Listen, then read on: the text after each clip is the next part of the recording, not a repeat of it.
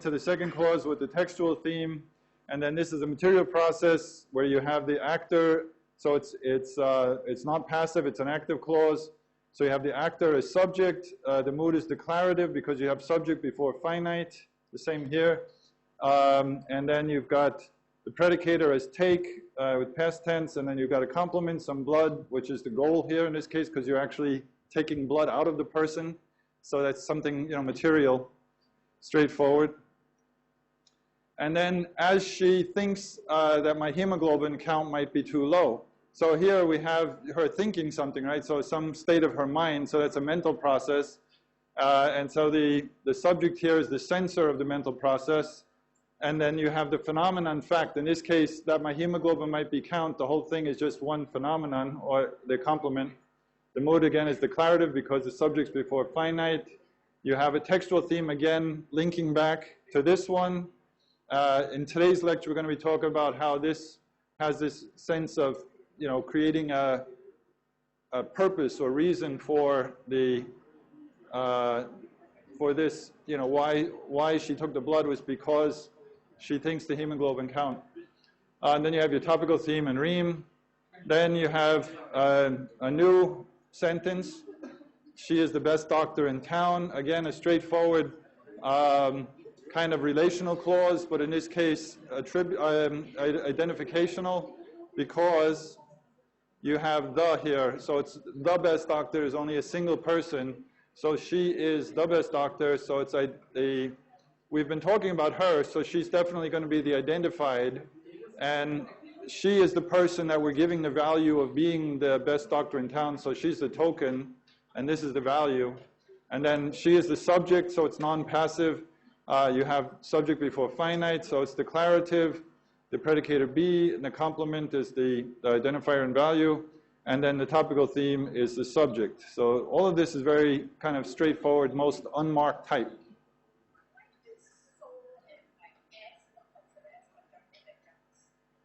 You're talking about here. I haven't got to that yet. You're talking about down here, so don't worry. Yeah, I haven't talked about that yet. So I'm still here.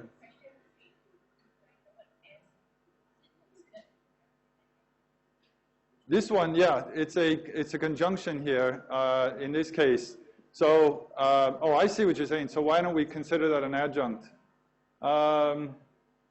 It's just a conjunction, not a conjunctive adjunct in the sense of in that case, or that's because, or something like that. So there's a difference between the grammatical conjunctions and conjunctive adjuncts, which are kind of like short phrases. Of course, some of the conjunctive adjuncts end up becoming more like conjunctions, and Halliday talks about that in the current chapter 7 that we're talking about. But this one is definitely not a conjunctive adjunct, it's just a conjunction. Is everybody clear on that? Any other questions so far? Okay, and then, so don't worry. So here the worrying is a behavior process, and the finite, again, in this case, there's no subject. There's kind of an understood subject that, the person you're talking to. It's a imperative, so there's no subject. Although in this case, there's a finite because it's negative. And then you have the predicator worry, the textual theme, so again, linking it back to this one. And then the topical theme in this case is the finite plus predicator. So this whole thing, there's actually no rime here. It's all just the topical theme. Anyway, John, I can still play tennis with you every week. So here we have a conjunctive adjunct, whereas anyway, which is not a conjunction, it is a conjunctive adjunct, but it's still a textual theme. And John here is just calling the name of the person he's talking to, so it's a vocative, which doesn't really count in the mood residue thing, but it counts as an interpersonal theme. Then you have, I can still play tennis with you every week, with I as the actor in a material process. To play something as a material process. Subject before finite, so it's declarative mood. You have the predicator play, and then in this case, tennis is just a restatement of what you're doing, the process itself. In other words, the form that your playing takes. So this is a range process, And then with you is the comitative type of accompaniment. And then every week is when you do it. So that's the extent, the location of it. In this case, you're doing it every week. And then you have your topical theme as the actor, subject, again, the most unmarked situation. And then, and isn't that what is important to you? So in this case, again, we have a intensive relational clause where you have the token identified here. In this case, because this is a question, you have the finite before the subject, and then the complement occurring right after that. So in this case, it looks, even though it's an identifying clause, it looks kind of funny because the token and value are right next to each other. But that's only because it's interrogative. And then again, you have your textual theme, which is a conjunction, and then the interpersonal theme because it's the finite before the subject, and then the topical theme, and everything else is ream. Okay? So that was pretty straightforward. That's why everybody did well, I guess. Any questions before we move on to the next? Okay.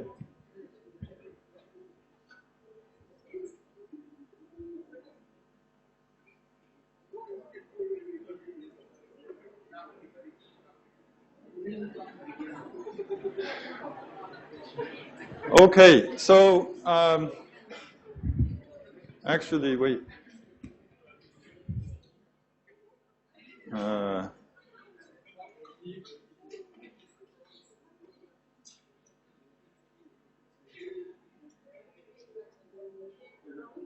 Yeah, hit this.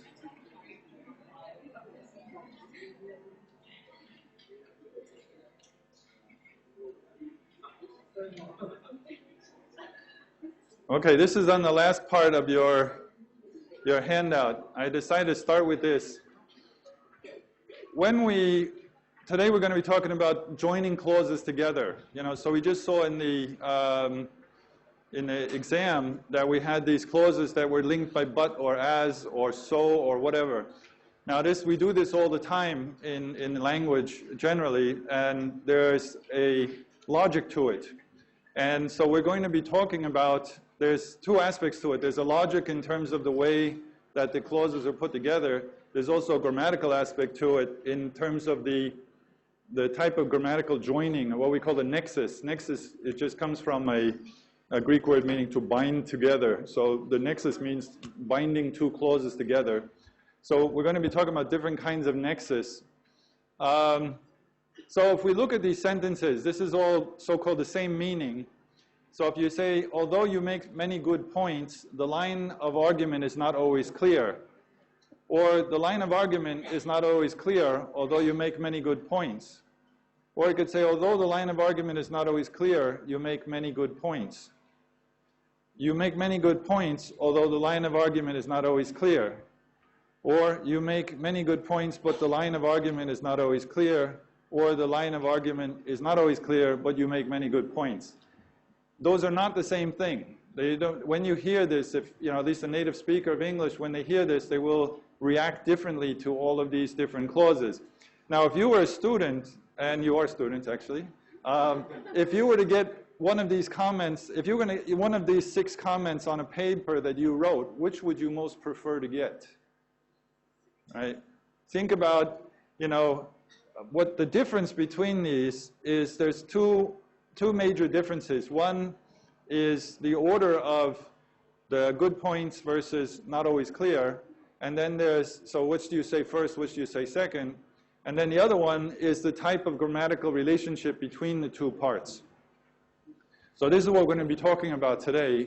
To some extent, the grammatical part, but also different types of logical or semantic meaning relations between the two clauses.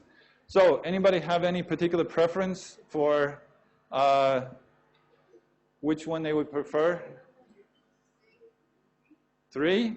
Although the line of argument is not always clear, you make many good points. Why? Anybody disagree? 6. You like 6. Okay. Why would you prefer 6 to 3?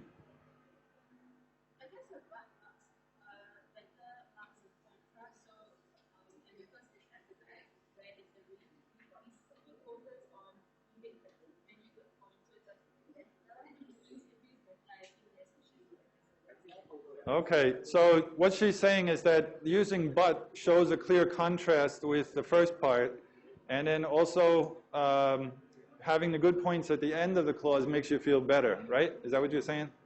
Okay, does anybody, so in this one we also have many good points at the end of the clause. So does everybody feel that that's the best place for that? Anybody not like it at the end of the clause? Or the end of the sentence? Well, yeah, that's the way most people would feel. Why would that be? Why is that possible? Why do you think you prefer it that way? Think about what some of the other things we've talked about. How could you link it to some of the other things we talked about in terms of the structure that we've been talking about? Yeah, exactly. So the kind of new information or the most important information comes at the end of the sentence. The beginning of the sentence is your theme. It's kind of your starting point, but your real key information usually comes at the end of the clause. Remember we talked about, I gave the book to Mary. Who you give the book to? I gave the book to Mary. What did you give Mary? I gave Mary the book, So the new information comes, or the most salient or important information generally comes at the end. So when you use one of these structures with always clear at the end, there's good points at the end, that's the kind of, the main thing that you want to get across is that there were good points. Okay, so given that we take that as the last one, what about the difference between although the line of argument is not always clear versus the line of argument is not always clear? What's the difference between those two?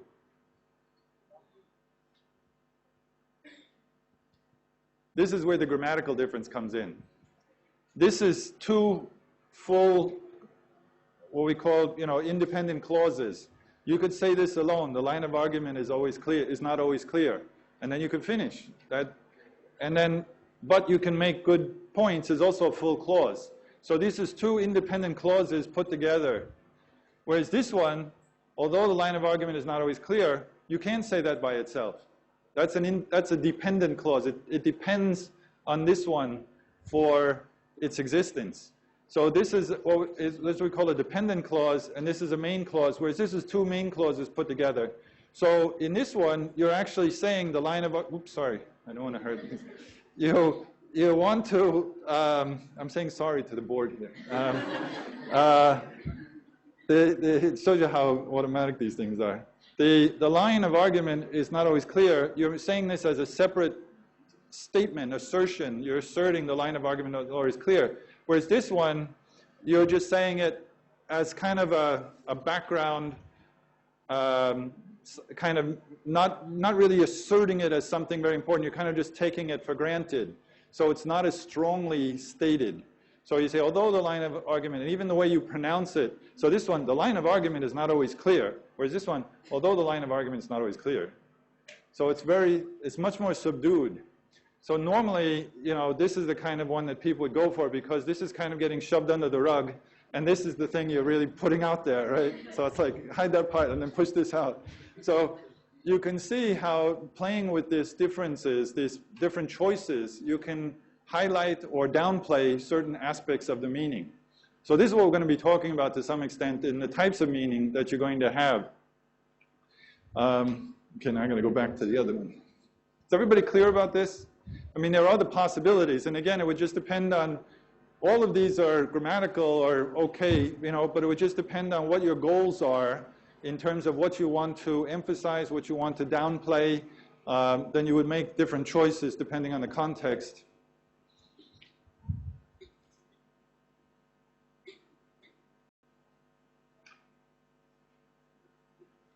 Okay, so we're going to be talking about joining clauses together like in those examples, and we're going to call these clause complexes because it's just basically joining clauses together into what we call a nexus. In other words, they're bound together in some way, and we call them clause complex just like we could call it a clause group because it's very similar to the idea of a noun group where you expand outward from a noun, or a verb group where you expand outward from a verb.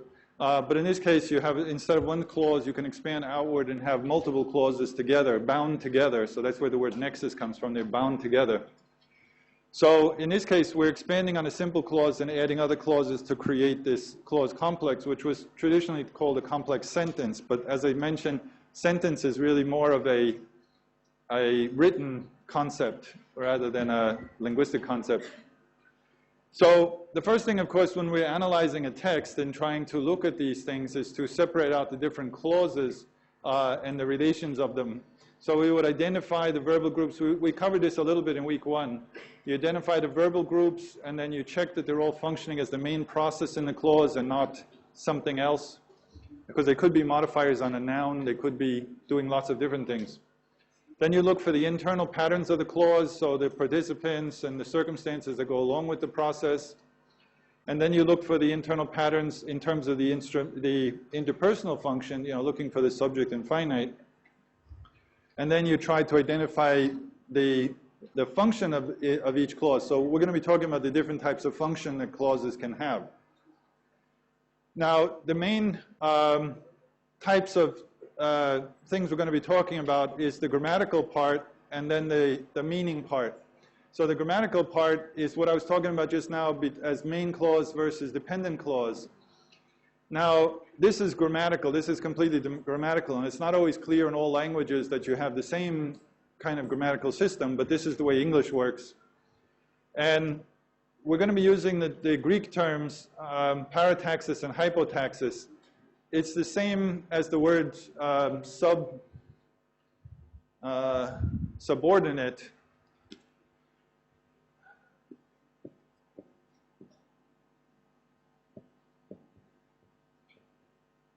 Subordinate just means ordered below, and hypotaxis actually means exactly the same thing. It's just this is Greek and this is Latin. So seriously, we do this kind of weird things all the time. So taxis is the same as in syntax. When we talk about syntax, it means the same order. Taxis means just order, like taxonomy is you have an ordering of things. So the tax, not the kind of tax you pay the government, but the other kind of tax, like syntax, those kind of tax means order. So, and hypo means under, right? So it's actually, this is actually the same word as this. It's just, this is how you pronounce it in Greek, this is how you pronounce it in Latin, just like hyper is actually the same word as super. Seriously. So when you go to a hypermart, it's the same thing as supermart. So it's just, this is Greek, this is Latin, but it's exactly etymologically the same word. Then this sub is the same word as hypo, although ordinate is not cognate with taxis, but it has the same meaning. It's just the order of things, right? So we talk about, ordinal type things, meaning the order of things. So when we talk about parataxis, the para here is the same as in parallel, or Paralympics. We now talk about the Paralympics. That means something that goes along the side. Para means on the side. So the Paralympics is the Olympics that's on the side of the regular Olympics. Parallel means two lines that are side by side. So parataxis means things that are ordered together, kind of side by side. So, and this is general to all complex types. So when we talk about group complexes and things, we're going to be talking about hypotaxis and parataxis as well. So it's just a matter of, whether they're ordered together like this, or one is kind of metaphorically seen as below the other. So this is parataxis, this is hypotaxis, or subordinate. Subordinate means just below, ordered below. So that's the grammatical thing. And when we join them together, we call it nexus. Again, a Greek word meaning to bind together. So nexus is just well, if you want the technical term, it's the perfective passive form of to be bound, to bind. So it's means to thing bound together.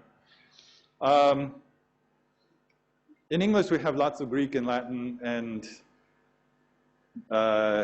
Norse, Scandinavian. We have so many, English is kind of a weird language because it's got lots of French. If we have a good course on the history of English, and you should take it, because then you'd understand why English is so weird.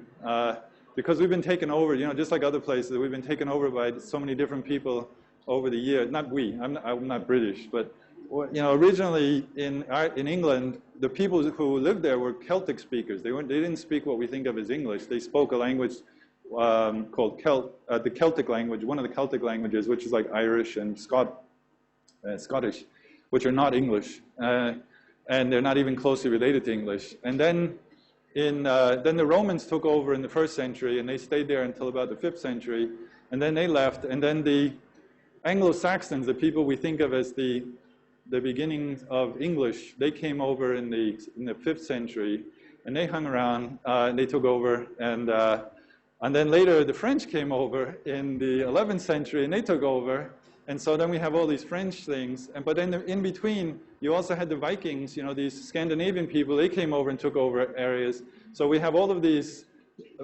Scandinavian loans, like shirt and skirt are actually the same word etymologically. It's just shirt is the English word, skirt is the Scandinavian word, but they actually come from the same root. They just had different sound changes. So English is really fun in that regard, that you can see all kinds of weird things that we have, where we have sometimes the same, like chef and chief. So we have chief is like, you know, the Indian chief or something like that, but then we have the same word from French is chef. So he's the head of the chief of the kitchen is a chef. So, you know, nowadays most people don't know about that, but as a linguist, you can learn about all these kind of hidden connections between things. It's kind of like mystical knowledge. It's really a lot of fun. Seriously, it's one of the things I love about linguistics is finding out all these hidden connections between things. Okay, so that's the grammatical aspect of it. And then there's the system of semantic relations, which we're going to be talking about as 2 types, expansion and projection. Today, I don't know if I'm going to get to projection, so we'll mainly be talking about expansion. And these are the kinds of meanings that are expressed, kind of like the reason why the person put the clauses together. You might think of it in that way. So the kind of relationship in terms of the meaning that between the clauses. So, I got to erase that. Yeah.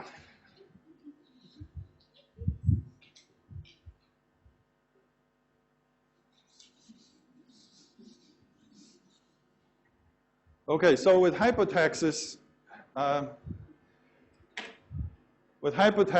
you have one clause, the dependent or secondary clause, grammatically dependent on the other. And again, it's just metaphorical that we say it's hypo or under, ordered underneath.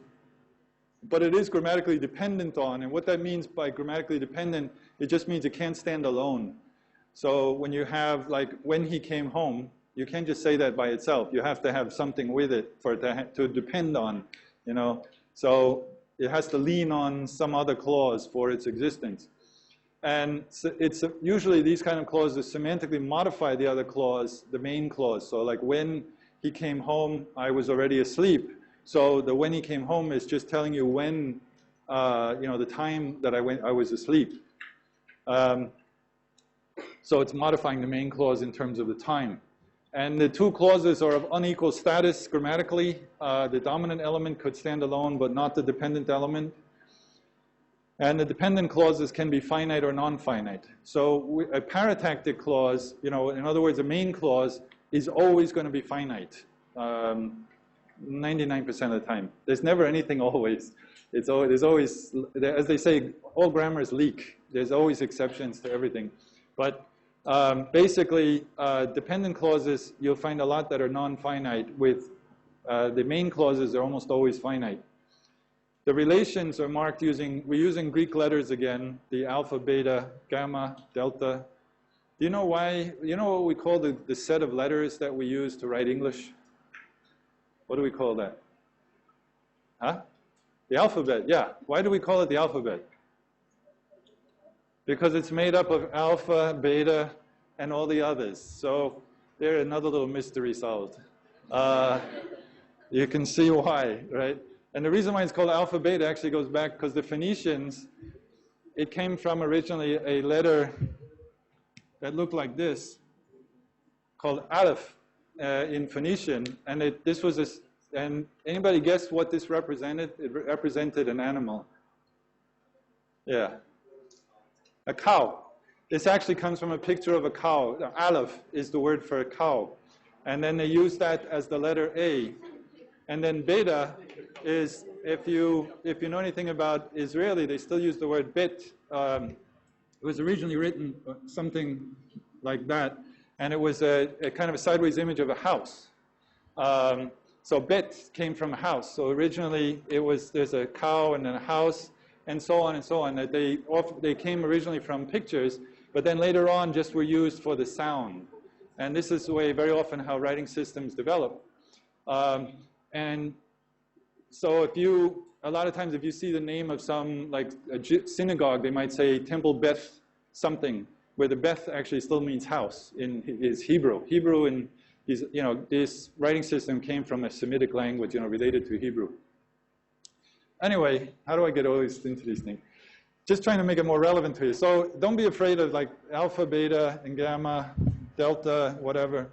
So we use these just to show the logical relation. Now, some people were asking me the difference between multivariate and univariate kind of structures, because Halliday talks about this a lot.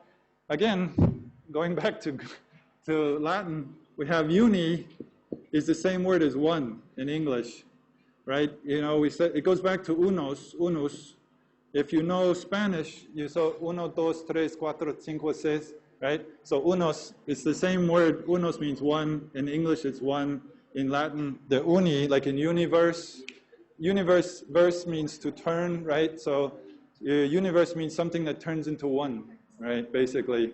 So the uni here just means one. So in variant just means, or variate, or is the same as variant, or variable, or variation. So it's the same vary, meaning to change, to be different form. So you can think of it as type. So univariate means just one type. So you have one type of relation, like when you just have alpha, beta, gamma, that's one type of relation. But if you have multivariate, multi just meaning many, right? So it's many types, so a multivariate structure means you have many types of elements in the structure rather than just one type of element that's repeated over and over again.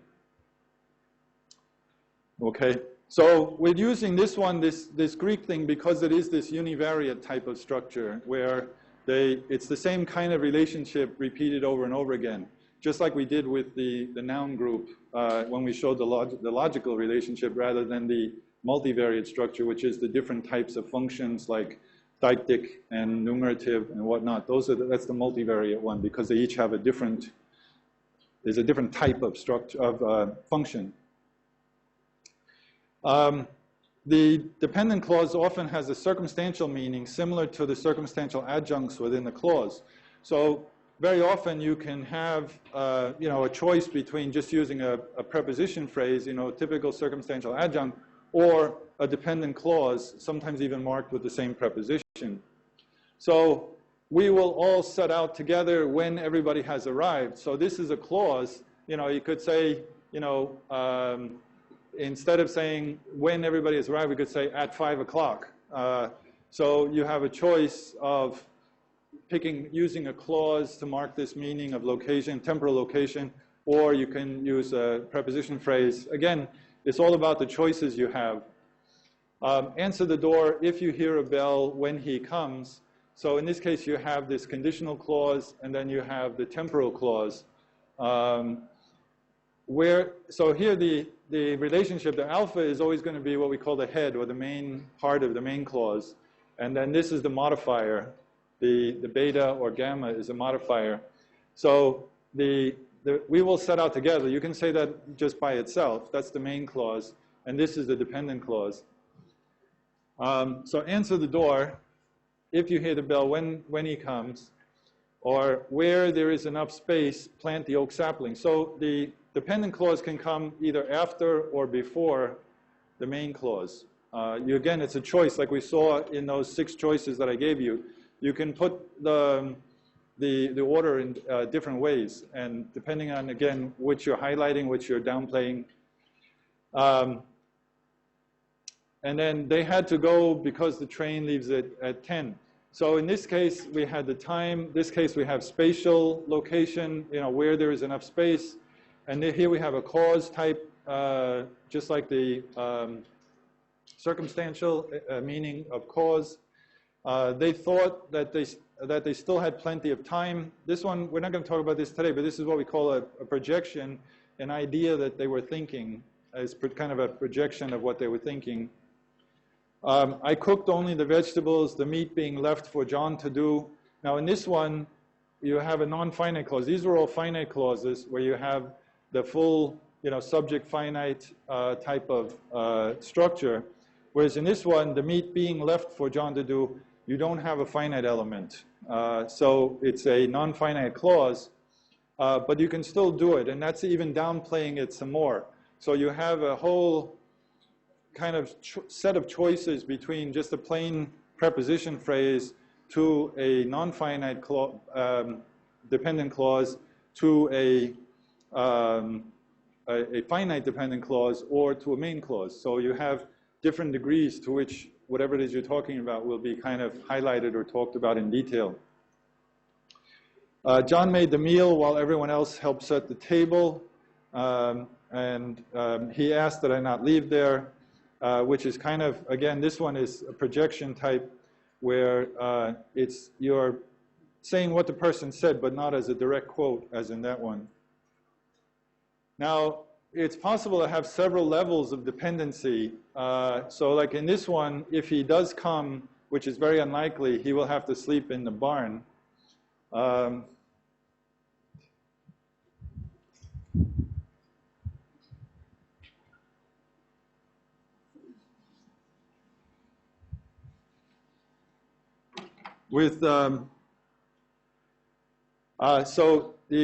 this case, if he does come, this is the main clause is he will have to sleep in the barn. But you have if he does come as the first kind of modifier of that clause. But this clause is actually modifying this clause, not that clause. So we talk about this as submodification, where this modifier of this clause, so this beta relates to this alpha, and then this alpha relates to this beta. So this beta here. So let me draw the lines. So this one goes with this one, and this one goes with this one. So the idea is this one is modifying this one is modifying that one. So in this case, which is very unlikely, is saying that his coming is very unlikely. So again, always looking at the meaning of what the meaning is. And in this case, it's saying that his coming is very unlikely. So it's clearly not something to do with him having to sleep in a barn. It has to do with this. And so this one we can mark it by this kind of recursive marking where this beta refers to this beta, and this beta is the modifier of this alpha.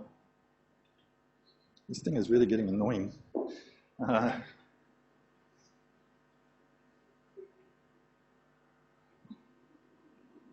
Okay, I got to erase this so we can go on.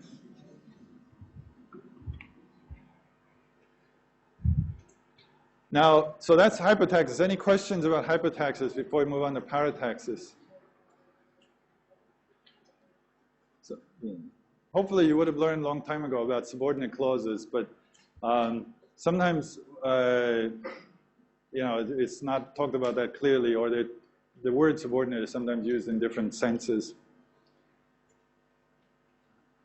No questions? Okay.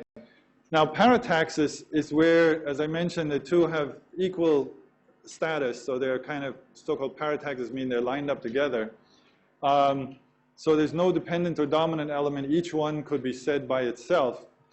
Although we call the first one the initiating or primary element, and the second one, or third one or fourth one, the continuing or secondary or third element. And we number them like this. So 1, 2, 3. And it's always going to be that number because it's kind of an ordinal, in other words, it's just the order of the clauses.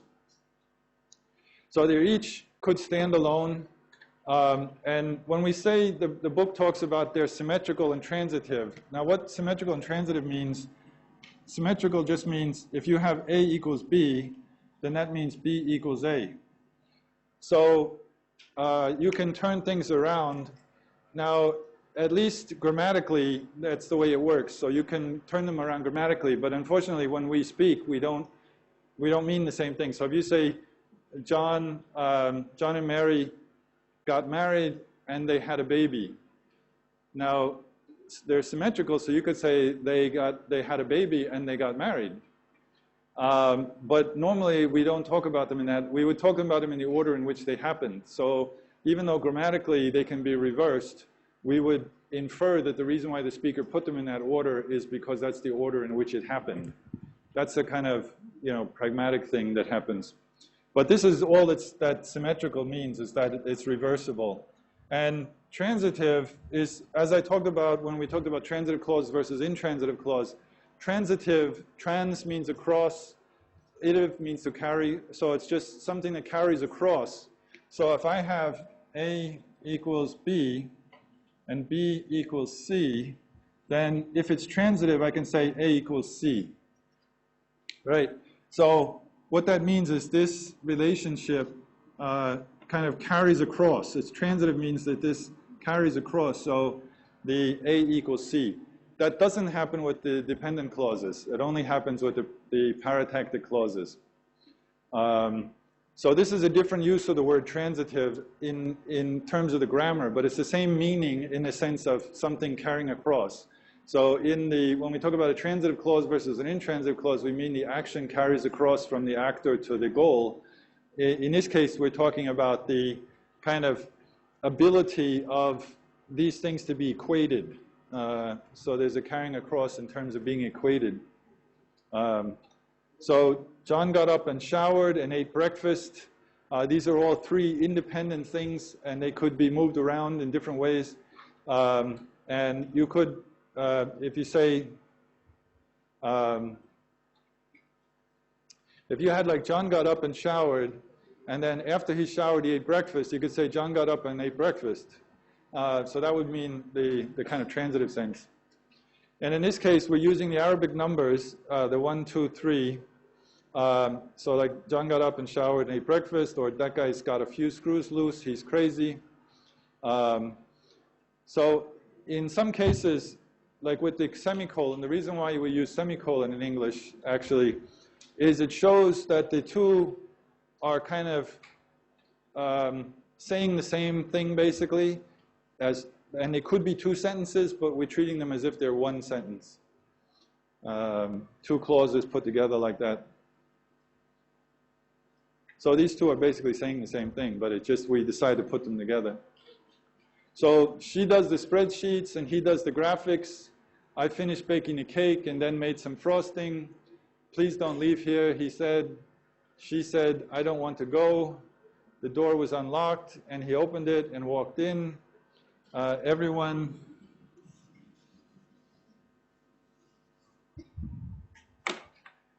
was listening to music or sleeping or trying to sleep. Come back here, cried the policeman. So these are, again, this projection.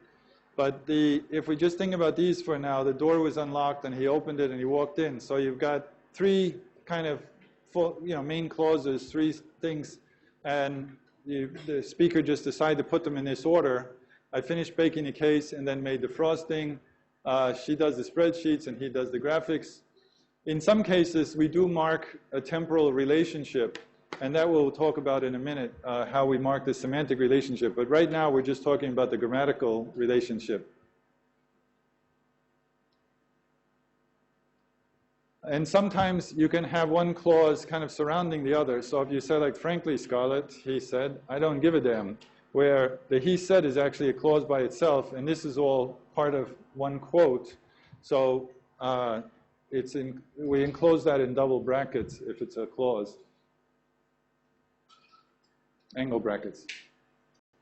Now, we don't normally have things so neat as this. This is kind of boring. We normally mix things up, hypotactic and paratactic together. So we'll have something like, if I'll go if he comes, but I'll stay if he doesn't. Where the two main clauses are, I'll go, but I'll stay. And then these are the conditions under which I'll go or under which I'll stay. Yeah. In the example don't want to go. Yeah. But then in the hypothesis, there's one that says they thought that they still have plenty of time. Yeah. So to me, it seems like why it's not good. Because this isn't a direct quote. If you said they thought we still have plenty of time, then that would be parataxis. But this is what is similar to an indirect quote. So whenever you have an indirect quote, or in this case an indirect idea, because it's just the thing they were thinking. So we're making a distinction between what somebody says and what they think. But grammatically they're treated the same. So in this case, that they still had plenty of time is my representation of what they said, not what they said. If we had this as a quote, they thought we still have plenty of time, then that would be parataxis, because that would be something that could stand by itself. That they still had plenty of time can't stand by itself. It's a dependent clause. So this is one of the key differences between direct quotes and indirect quotes. So then, why is it that he said hell? What is it? Why is it he said, yeah, and he said, I don't want to go. So what is your question? To me, it seems like he said it's dependent. Yeah, it sounds like he said doesn't seem like something you would say by itself. Normally we would say something like he said it. So it seems like this is an argument, and some theories may treat this as an argument of that, but most theories nowadays would say, think of this as two independent clauses. It is a funny situation, but in the overall system of the grammar, it works better when you talk about it that way. But yeah, to just say he said by itself seems kind of odd, so it doesn't seem like a full clause. But it is considered that way in this theory. Because this is considered a projecting clause. In other words, it supposedly projects this quote, or either direct quote or indirect quote, kind of projecting it. But say he said that I don't want to go, then he said, that would be hypotaxis. Yeah, he said that he doesn't want to go. That would be hypotaxis. He said, I don't want to go. That's parataxis. Yeah. Okay. Any other comments, questions? Yeah, she does the spreadsheet and he does the graphics. I finished making, oh, we already passed this. Wait.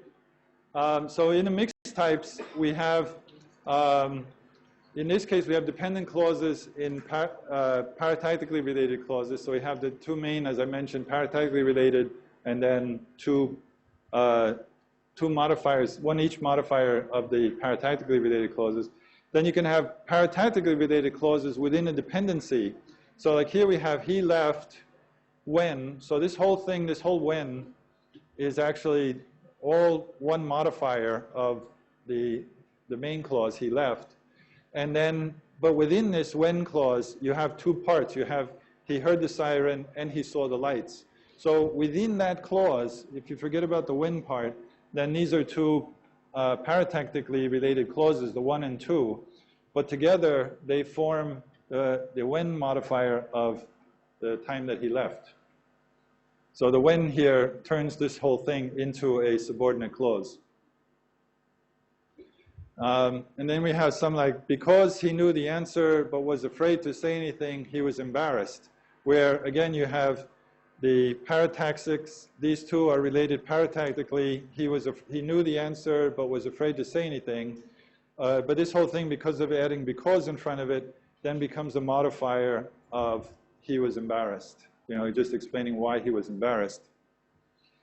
And the rain started about the time he walked out and took off his jacket. So again, the time he took off, he walked out and took off his jacket is the two paratactic clauses, and then altogether about the time that he did that makes it the modifier of the rain started, the temporal modifier of the rain started.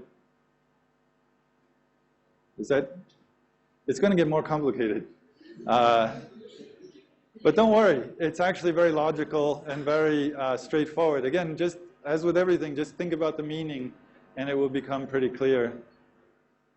Now, I've been using the terms projection and expansion and projection. And basically, these are the two main types, according to this theory, of relationships that you have. So within a clause complex, the secondary clause can be either seen as expanding on the first clause, either clarifying the meaning or extending the meaning or elaborating on the meaning, somehow enhancing the meaning. Then the meaning of that first clause, or it can be something that can be said or thought. And this is what we talked about as projection, like he said something or he said whatever. And that's what we think of as projected through the primary clause. But we'll talk separately about projection. So I'm going to be talking mainly about expansion. And there are three types of expansion. The elaboration,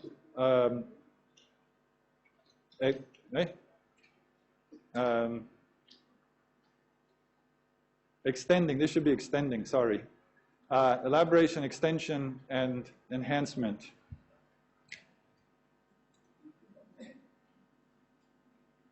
Typo. If a typo is something that you type wrong, is a video something you see wrong? I don't know. Anyway, sorry. I used to have a fellow student in grad school who would talk about thinkos. So if he thought something in the wrong way, he would call it a thinko, like a typo. He would thinko. So that's when I thought of this thing. Well, is a video something you see wrong? Because vid comes from the Latin word to see, right? So if you video, does that mean you see it wrong? Okay, let's take a break on that bad joke, and we'll come back and talk about these different types of enhancement.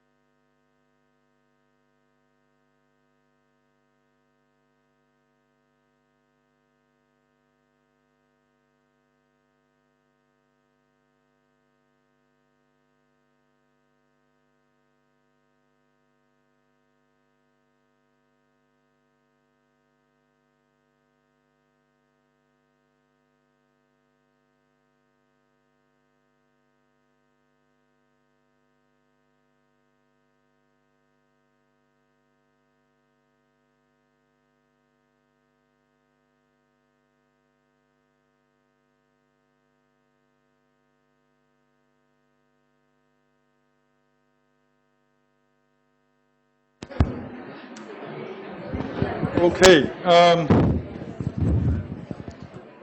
The other day I was talking about how fluid language is, and I meant to bring in the actual message, but one of the other professors was telling me about a new book in an email he wrote about a book he'd read, and he said that the book is unputdownable, right?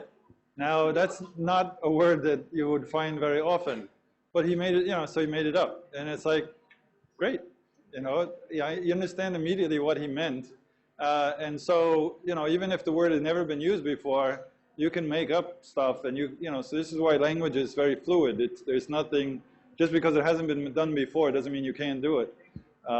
So you can always make up expressions, even grammatical things. Sometimes they become popular for a while. That's another thing is, language, just like every other thing, has fads.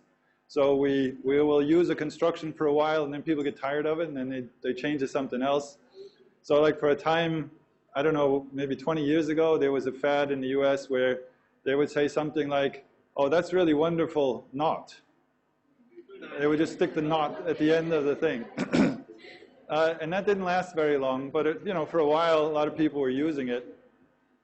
And so these things are really, language is just like any other aspect of our culture. We have fads, we have conventions, we have habits on a personal level. And so they change over time, and they come and go. Words, we use certain words, we stop using them. We create new ones, just like with clothing or the way we eat. It's all the same type of thing. Okay, a good question came up during the break. With a sentence like John got up and showered and ate breakfast, and showered and ate breakfast don't seem like full clauses. And the reason for that is because when you tie them together like this, you don't need to keep repeating the subject. But the structure of English means that when you do this, the one who showered has to be John. The one who ate breakfast has to be John. You cannot have anybody else. Now, that's not the same for other languages. In other languages, you could have different people involved here. So like I remember doing this with a language I worked on called Rawang in northern Burma, where I had a sentence like, like Apung and Adu, a very common Rawang name. So Apung hit Adu and cried. And so the question is, did Apung cry, or did Adu cry, or did somebody else cry? And they said it could be anybody. Whereas in English, it would have to be that Apung was the one who cried. It has to be, even in a nonsense sentence like the man dropped the melon and burst, like a man standing with a melon, and then he dropped the melon. If you say the man dropped the melon and burst, it has to mean in English that the man burst, not the melon. Every other language has more common sense than that. English forces you to go against your common sense. Of course, the common sense would be that the melon burst. And so in Chinese and all other more reasonable languages, it would be the melon that burst, but not English. English, because of this kind of structure, once you put it in this kind of structure, it forces the interpretation that this one that you mentioned is the same one that did these other actions. So, there's an old saying that languages do best what they do most. And so because we often do this kind of, this linking the same person doing different actions, then we develop this structure where we just drop you don't have to say, and John got up, and he showered, and he ate breakfast. I mean, you could if you wanted to, but you don't have to.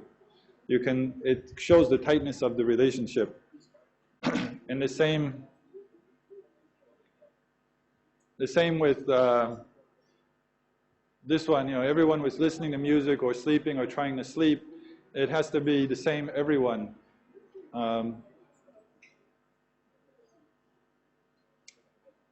Okay, so the three types of expansion, the first type we're going to be talking about is elaborating, which is really not saying anything new. A lot of times we just kind of clarify a little bit, so you add another clause that helps to clarify or a little bit what you're talking about. It can be an example, it can be a comment on, or some kind of specification or description in greater detail of the first clause or parts of it. So it's not adding a new referent or an event to the text, but merely saying something more about, that's what we call elaboration. It's saying more about the one introduced in the first clause. So in the paratactic type, you have like that guy's got a few screws loose, he's crazy, and we're using the equal sign to show that there's no adding of information, that they're really kind of talking about the same thing. So in this case, you either have something like a semicolon, or you can have, if you have a conjunctive adjunct, it's going to be one of these things like that is, in other words, in fact, to be precise. So it will be, where's my pen?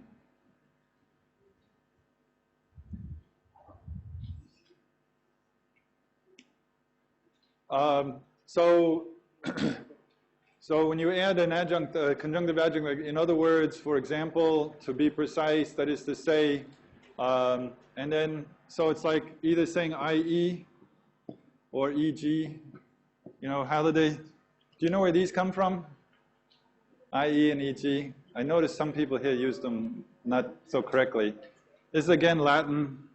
This is from id, est. It just means that is, and this is from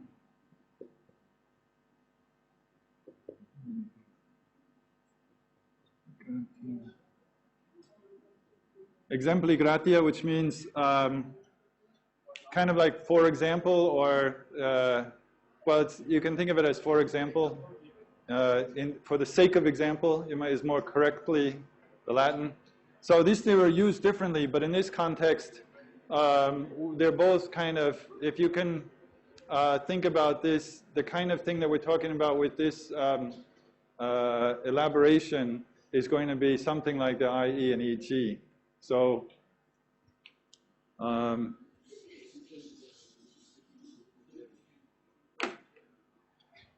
so the IE is when you're saying exactly the same thing like that is, in other words, and EG is when you're giving an example of something. So like, I really enjoy eating pie, I love apple pie, pecan pie, you name it.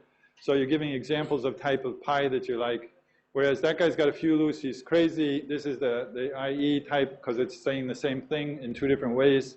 The building I live in is huge, it has 45 floors. You're just kind of clarifying how big it is. I hate computers, I hate anything electronic. So it's kind of like saying, in fact, I hate anything electronic.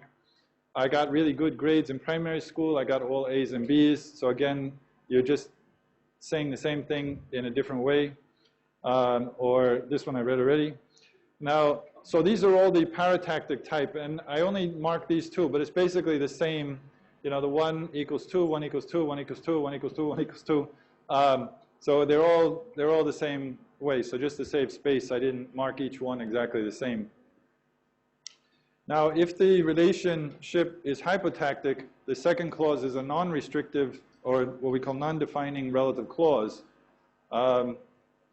And the difference is, hopefully you've learned this before, but if he comes, which is very unlikely, he'll have to sleep in a barn. So this, which is very unlikely, is not a restrictive relative clause. It's not helping you to identify some reference here.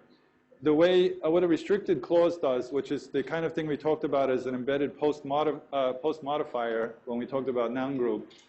So like the car that he drove up in. So when you say something like the car that he drove up in, that he drove up in is restricting your understanding of which car we're talking about. So that's why it's called a restrictive relative clause. Or the guy who came this morning, you know, the guy who came this morning is telling you which guy. So that's a restrictive relative clause. But if I say something my brother, like my brother who came from Chicago this morning, so there I'm not identifying which brother or something like that. I'm just saying I'm saying that my brother, and then I'm adding some extra information, which is this non-restrictive relative clause. I'm adding some information about him that he came from Chicago this morning. And in this case, the dependent clause can be finite or non-finite. So in the finite type, if he does come, which is very unlikely, he'll have to sleep in the barn. So this one, again, this clause is modifying this clause, and so the B equals B relates to this B here. And then these two together modify that one. That's the one, the same example we saw earlier. But this one, when I say relative to coming, means that this is very unlikely is adding some information about coming. So that's why we call it elaborating, because it's elaborating on the possibility of his coming. It then started raining, which was a problem for us as we had no umbrellas. So here, this is the main clause, and then we have this elaboration on it that it was a problem for us.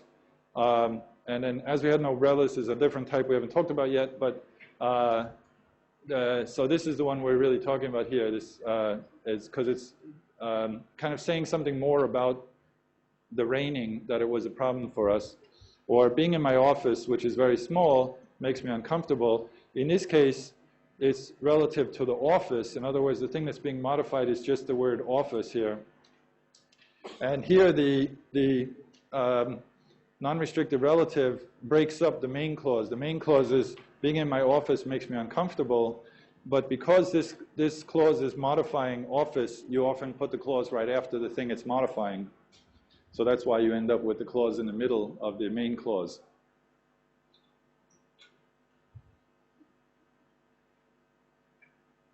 The worst part, where the road is torn up, is almost impossible. So again, the same kind of thing where the worst part is almost impassable is the main clause, and then where the road is torn up is just telling you something more about what the nature of the worst part. Or the worst time when you first quit is the most critical, same exact structure, so I didn't mark it, but it's the same thing. Or drug abuse, which is increasing in the US, is now a global problem, is again the same exact structure, all three of these. So you can see that we have these kind of predictable patterns of these things. That's why it's really not that difficult. And once you get used to the kind of more usual patterns, you can identify them very easily. And also when you write, you can be sure that these are common patterns, so people will be able to understand them easily. So this is one of the reasons why I use lots of examples with exactly the same pattern. These are kind of what we call, fixed constructions in the language that are used over and over again. Now you can also have non-finite ones, like I cooked only the vegetables, the meat being left for John to do, where here there's no finite. Again, the question came up was, what does it mean to be not finite? Well, it means there's no finite element. So there's no tense or modal element. So if you, in these cases, of course, you could say, I cooked the vegetables, the meat was left for John to do, but in this case, it's you didn't choose the finite version, you choose the non-finite version. And so then it's still the same relationship, though, that it's just kind of restating, I cooked only the vegetables and the meat being left for John to do, kind of saying the same thing in different ways. He's quite hairy, even having hair on his ears. So it's kind of really saying the same thing, but in this case with a non-finite clause. So you could say he's quite hairy, he even has hair on his ears, which would be a full clause. But this is kind of reduced without, you take out the subject and the finite. And the mall is big, covering more than 20 hectares. He was walking briskly, keeping time with the music. Same exact structure. She lay there for an hour, basking in the sunshine, at peace with the world. So here we've got two modifying clauses on this one. So she lay there for an hour, and then basking in the sunshine, at peace with the world is what she was doing. It's not really adding more information, just kind of clarifying or elaborating on her lying there. And so these are two modifiers, also just elaborating on what she's doing. Is that clear? So just remember, with the equal sign, it just means that it's not really adding any new participant or new process. It's just kind of elaborating or saying more about the main clause, or the first clause. Okay, the next type is extending. Now, extending is where you are adding something. That's why we use a plus sign to mark it, either in the paratactic or hypotactic version. You use a plus sign because you are adding some information. That's why we call it extending. You're extending what you're talking about. So it adds some kind of information, either a new participant, an exception, an alternative, that goes beyond the first clause. It extends the information in the first clause. Now, when you are in a paratactic relationship, you normally would have conjunction like and. So this and that, with the sense of either addition or the negation if you have nor, or adversative but. But actually includes the meaning of and or the variation like instead, or subtractive except, or alternative or. So when you say she does the spreadsheets and he does the graphics, so you've said something about her plus you've said something about him. So you can think about it in that regard. So we've added a different participant and a different action as well. So you know, positive here meaning you've added something, an extra bit of positive information. I walked down the hall and entered the room, so you did one action, then you did another one, so it's exactly the same, 1 plus 2. I haven't gone yet, nor do I intend to. This one is the negative type, but it's still 1 plus 2, but in this case, you have this kind of negative sense of kind of subtracting something. And he won't shave, nor will he take a bath. So he won't do this, and he won't do that. So if the nor is kind of like not this and not that. That's what nor means in this case. So you can see the relationship with the plus, you know, the and type thing. We walked all the way down there, but the mall was closed. Here we have the adversative sense of additive. You know, and again, you could say this in a number of different ways, but in this case, you have the two main clauses, 1 plus 2. 1 plus 2. Here, he's a great student, but talks in class. Although it's adversative, it's still called 1 plus 2. Don't just stand there, do something. In this case, replacive, so don't do this, do that. Don't get angry, get even. Again, don't do this, do that. But it's still just 1 plus 2, 1 plus 2. So again, it's a very fixed pattern or a common pattern to just have this first clause and then some extra clause, extra information added in the second clause. So the article was in general excellent, but the last part needs work as the subtractive. So you're saying, well, overall it's good, but then you're taking back a little bit of that. So that's why it's called subtractive. Or I'm basically done, when you're not saying you're completely done, but I still have to proofread it. Go see the doctor or go home and put yourself to bed. So here the alternative with or. So you either this or that. So either go see the doctor or go home, put yourself to bed. So this alternatives. Either you tell him or I will have to. Again, the alternatives. So it's, you know, hopefully this is not a difficult concept. It's just you have one thing and you add another thing to it. And so we just call it 1 plus 2 in the paratactic. In the hypotactics, you have the same kind of thing semantically, but the clause can be finite or non-finite. So you say, John made the meal while everyone else helped set the table. So in this case, you've got him doing this and you've got everybody else doing something else. So you're adding some information, in this case a positive type. But in this case, because the while here marks it as subordinate, then it's an A-B, you know, A plus B rather than 1 plus 2. I'm without water while he's without lights. Again, it's just A plus B. And the only difference here is I'm without water and he's without lights. That would be paratactic. But the difference between and while marks the difference between paratactic and hypotactic. I'm doing well, whereas he's in bad shape. Everyone's healthy except the dog has fleas. If he's not on the phone, then he's in the shower.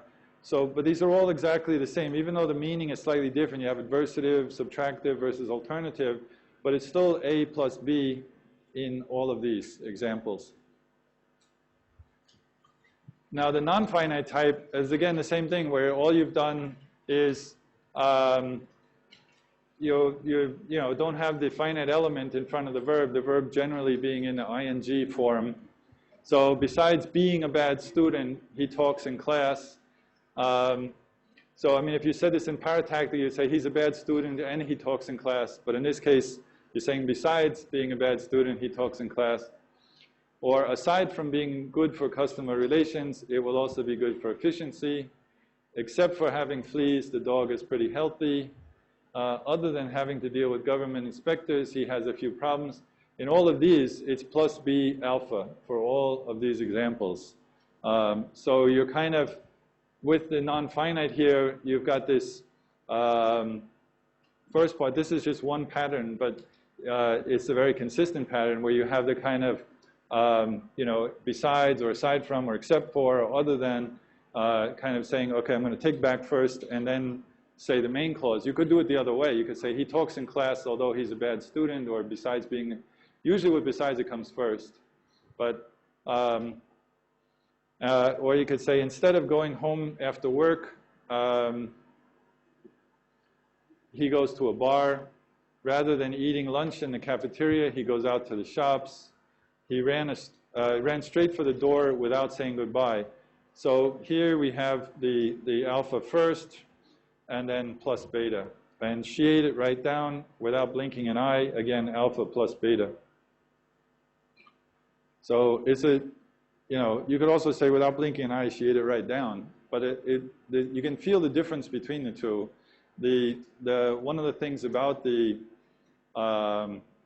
hypotactic clauses is that they often can come before or after. But there's going to be a difference in feeling, you know, because if you make it thematic, it's going to be different than if you put it in the rime. And there's going to be a difference in feeling there. Okay? So that's the second type, the additive type, or, you know, expanding type. And then the enhancing type is basically where the meaning is just like the circumstantial elements that we talked about. So we talked about all these different kinds of circumstances. You have your location and your cause and manner and whatever. Now basically the when, where, how, and why. So all of those when, where, how, and why you can represent with clauses as instead of with the preposition phrases. You have a choice again. So the secondary clause acts as a circumstance of time, place, manner, or condition. We call it enhancing because it enhances your understanding of the situation mentioned in the main clause. And the clause will often have things like and then, showing the temporal sequence, or yet, and there, and thus, for, and so, still, and so on. All of these kind of things afterwards, marking some kind of temporal relation or causal relation or manner relation, something like that. If they're paratactically, it's also kind of coordination, but one clause has a circumstantial meaning. So I finished baking the cake and then made some frosting. So if you say I finished baking the cake and made the frosting, then there's no meaning, there's no, I mean, you might assume that one happened before the other, but it could also have happened at the same time. But when you put in and then you put the then in there, then it's showing very clearly the circumstantial meaning of this came first, then that came. So there's this temporal relationship between the two clauses. I turned on the light, and at that time, he came in the door. So again, specifying the temporal relationship between the two clauses. And again, it's just 1 times 2. She came down. The times is not a great marker for this, but we ran out of marking, I guess. So it's just, you know, the plus and the equal work really well, and then it's like, where do you go from there? She came down the stairs, and there stood 300 policemen. In this case, the there marking that the spatial relationship. I opened the lid, and there lay the earrings I had accused her of stealing. Do your homework every week, and in that way, so here you have the means, and in that way, you will be ready for the exam. Practice every day so you can beat him in the competition. Again, it's the purpose type means.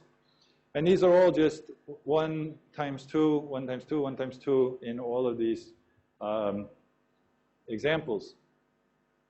So the only difference between this and the other elaborating paratactic is just this addition of this circumstantial meaning. So the elaborating type doesn't have a circumstantial meaning. It's just kind of basically saying the same thing in a different way. whereas this one is adding a kind of meaning, but the meaning that's added is temporal. Not temporal, circumstantial. Temporal is just one type of circumstance. I happen to be looking at the word temporal.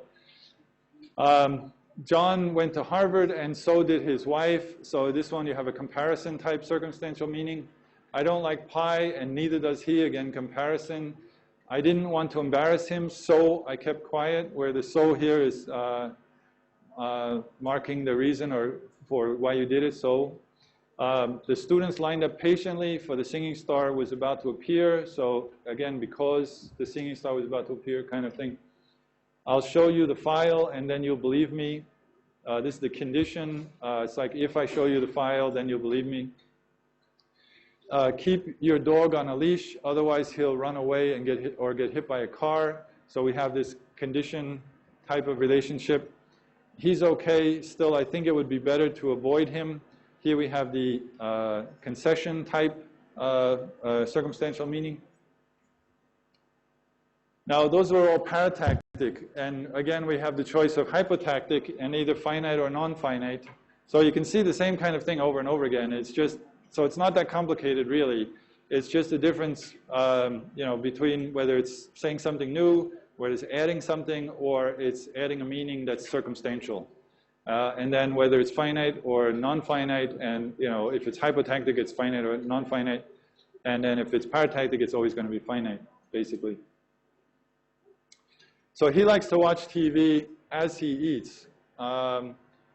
She listens to headphones while she walks in the park. So this is hypotactic because it's marked by the conjunction, the hypotactic marker conjunction. And in this case, with temporal meaning, although these are finite, when the plane finally came to a stop, everyone cheered. Whenever he eats shellfish, he gets hives. So you can have the modifying clause after the main clause or before the main clause. Wherever there's water, there's life. So here we have a spatial kind of relationship. He didn't rest until he got to the house.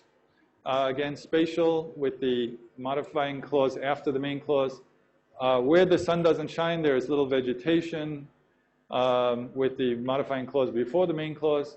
You can program your TV like you can program a computer. In this case, you have manner comparison. He treated her well as if she was a queen. Again, comparison. She baked the cake just the way I had taught her. The means, the kind of how you did it. Because he wants to do well, he studies every night, the cause or reason for his doing it. Since he has a lot of money, he should pay, again, the kind of reason for it. So, you can go with either way, with the main clause first and the modifying clause second. And these are, again, very similar to the elaborating type, except, or the enhancing type, except that the meaning here involves circumstantial sense. In order to pass the test, you need to review the materials so that you can pass the test. As long as you keep quiet, he'll be okay. Unless you have an ID, I can't let you in. Even if you have an ID, I can't let you in. So it's all the same types of circumstantial meanings that we saw before. It's just profiled as a clause rather than as a preposition phrase. And in non-finite, so while eating dinner, so this is a non-finite one, it's not like, if it was finite, you'd say, while he is eating dinner, he likes to watch TV. So without the subject in finite, it becomes non-finite. So while eating dinner, he likes to watch TV. On hearing the news, she began to cry. Being close to the kitchen door, they heard the noise clearly. Lying silently in bed, he could hear the birds singing. By holding the door open, he could get some smoke out of the room. So all of these are the modifying clause before the main clause and expressing different types of circumstantial meaning. She fell in love easily, like falling off a cliff. You have the main clause followed by the modifying clause. As a result of lying to the judge, he got an extra 2 years in jail. And with Jim out with the flu, we need to do the job ourselves. So here, you have clearly a preposition phrase using, with it, the same with this one, marking it as hypotactic. For the sake of keeping everyone together, he was willing to compromise. So as to prevent people from recognizing him, he wore a hat and dark glasses. If keeping quiet would help, he would keep quiet. Despite having a terrible headache, he put on a great show. Unless getting audited is something you enjoy, do your tax returns honestly. So I've given you lots and lots of examples just to show you how common this is and how unsurprising it is or undifficult it is. It's just basically we do this kind of thing. And again, it's your choice whether you use a finite type clause or a non-finite type clause, and whether you do it hypotactically or you do it paratactically, or you use with the circumstantial elements, you can also just use a preposition phrase sometimes. So you have all of these choices, and the meaning is going to be different depending on which of these options you take in terms of your profiling. So the main clause is going to be the most salient and have the most strength. The preposition phrase is going to have the least strength. Generally. And so then the other things are kind of in between that. Okay, so then before I get on to embedded expansions, are there any questions about expansions, how expansions work? So all this means is, we call them all expansions just because the second clause is in some way expanding on the first clause, either elaborating on the same meaning or extending the meaning or enhancing the meaning in some way, right? So that's the different categories. Yeah.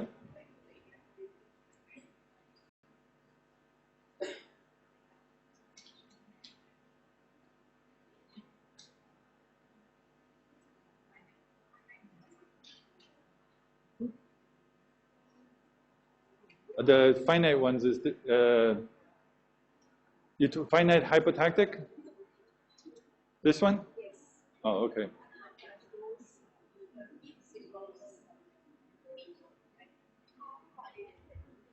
This one?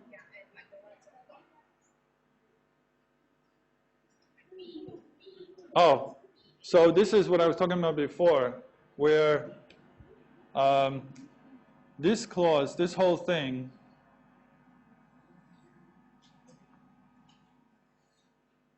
which is represented by this B, is modifying this clause. You'll have to sleep in the barn. But this clause, just this guy here, is represented by this, and he's modifying this one.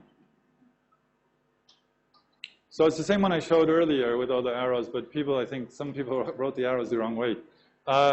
So, I mean, the arrows could go either way, I suppose, but the point is that this whole thing is modifying this, but this by itself is not modifying this. So somebody asked me, why isn't it alpha, beta, gamma? And it's not alpha, beta, gamma because it's not two different modifiers. This is really all one modifier with this one modifying this part. And real natural language can get pretty complicated in this regard. And so this one is elaborating on this, if he does come, which is very unlikely. And then this thing is actually the circumstantial type modifying this one. And you have the same kind of thing here where this whole thing is modifying this clause. So that's what this is modifying that. But then this one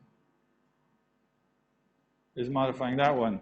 So, because if you think about the meaning, as we had no umbrellas, is the explanation for why it was a problem, right? So that's why this is the, I can't think of the circumstantial type of modification of this clause. It's explaining the cause for why it was a problem, or the reason why it was a problem. But this one has an elaborating function. The whole thing, which is a problem for us, is elaborating on that it started raining. So raining is a problem for us. Is that any clearer? Or did I make it worse? The last one is just a simple one modifier. So it's just being in my office makes me feel uncomfortable. So this is a separate clause. These two parts are one clause, right? Being in my office makes me uncomfortable.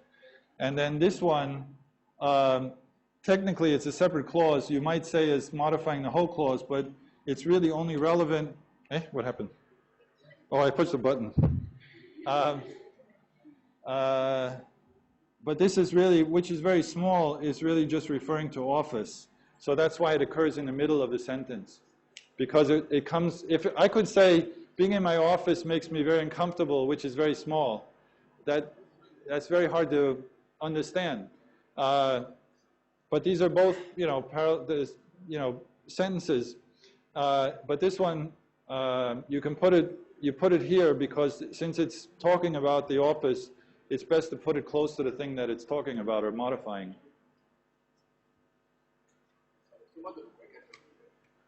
The double brackets means it's inside the other clause. So being in my office makes me uncomfortable is one clause. And this is stuck in the middle of that. So that's what the angle brackets mean, that it's inside another clause.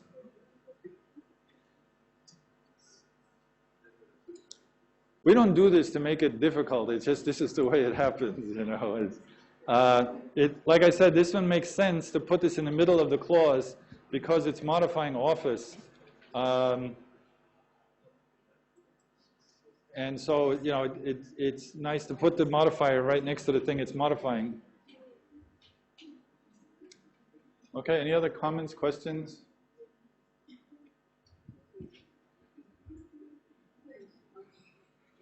Everybody got this?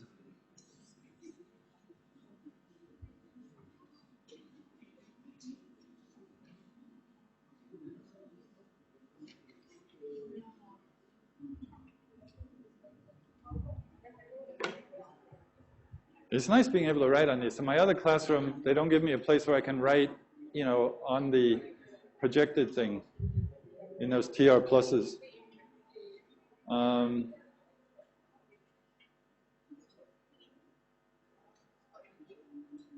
Are there any other questions before we go on to embedded expansions?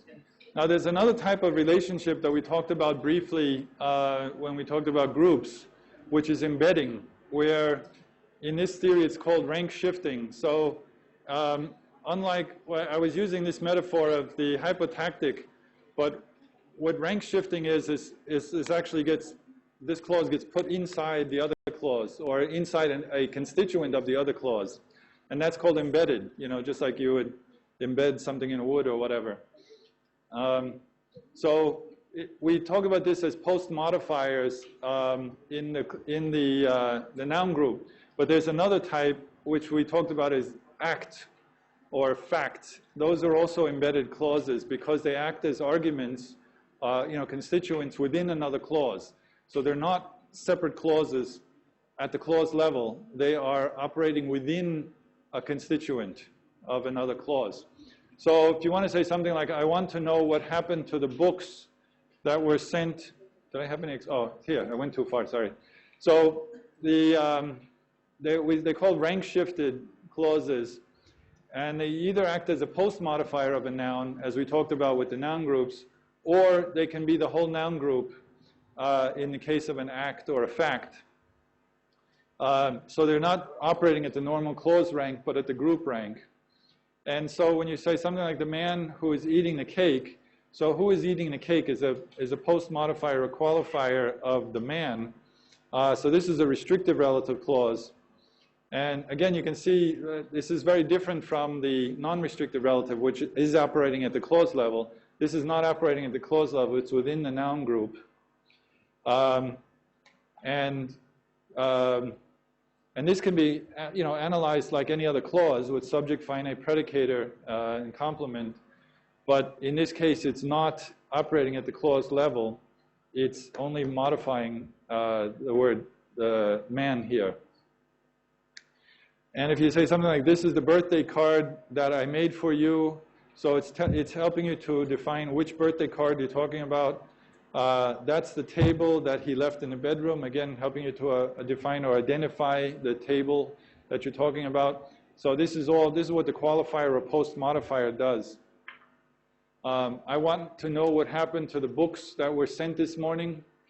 And we're using double brackets whenever it's a full clause. If it's you can also do this with preposition phrases, but then we use single brackets if it's a preposition. It is faster than can be measured. So here it's modifying faster. He came later than we had wanted. The men fixing the street are from Thailand, helping to identify which men. The courses taken by the third-year students, helping to identify which courses. So these are not operating at I should have drawn this differently. So this is one unit, the noun group. And this is an adverbial group.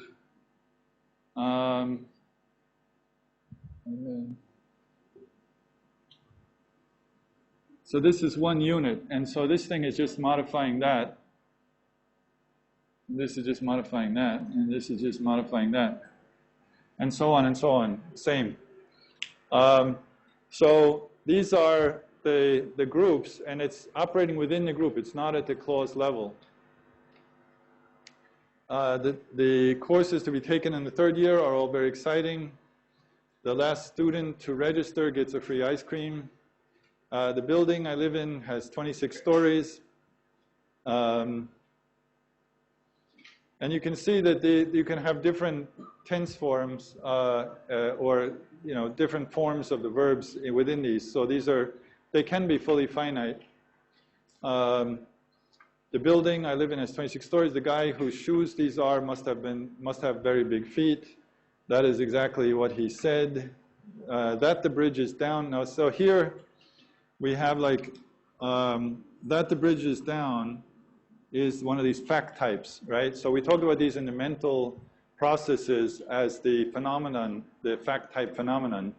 So, but they have a more general use. Aside from appearing in mental processes, they can also be used, like in this case, that the bridge is down should not be a problem. Where this is actually functioning is the carrier of a attributive clause. And very often these fact types will be. So that George Bush is an idiot is obvious to everyone. Those kind of things, that clauses are often used as the subject of an attributive clause.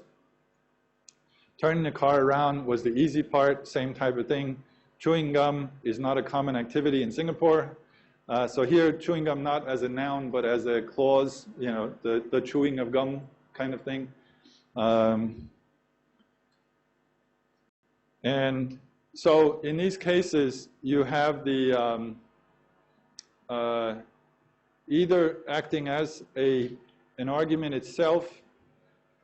In this case, this is the entire subject by itself, whereas in this one, it's not by itself, it's modifying something else, and it's within the noun group as a post modifier.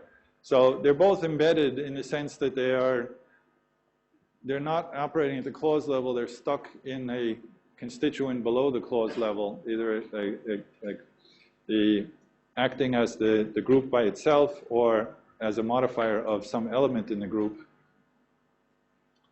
But it's, so this is one type. So it could be an act or it could be a fact when it's acting as a clause by itself. All right. Any questions up to this point?